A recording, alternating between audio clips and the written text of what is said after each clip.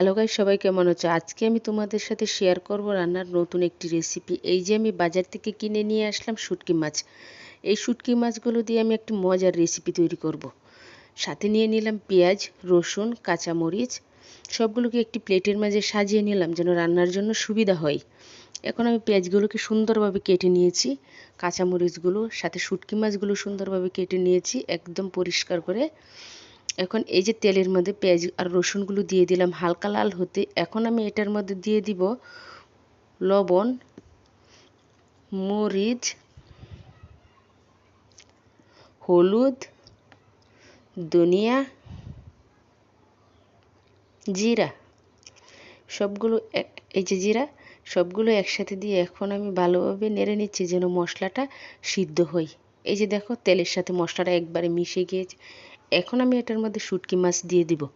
শুটকি মাছগুলো দেওয়ার পরেও কিছুক্ষণ পর্যন্ত নেড়ে নিলাম যেন শুটকিটা মশলার সাথে মিশে। এখন এটার মধ্যে পানি দিয়ে দিব যেন শুটকি মশলা সবটাই সিদ্ধ হয়। এই যে উপরে দিয়ে দিয়েছি কাঁচামরিচগুলো, খুব সুন্দর দেখতে, সবুজ সবুজ একবারে। এখন আমি এটাকে ঢাকনা দিয়ে ডেকে দিয়ে জাল দিয়ে দিব চুলায়। জাল দেওয়ার পর অল্প কিছুক্ষণ পরে এই যে দেখো তরকারি কিন্তু হয়ে আসছে মোটামুটি। এই যে তরকারির ঝোল কিন্তু কমে গেছে। এই যে দেখো রান্নার রেসিপিটা কীরকম হলো। এখন তোমরা বলো এই রান্নাটা দেখতে কীরকম হয়েছে আর এটা কতটুকু টেস্টি হবে খেতে। এই যে আমি গুছিয়ে নিলাম।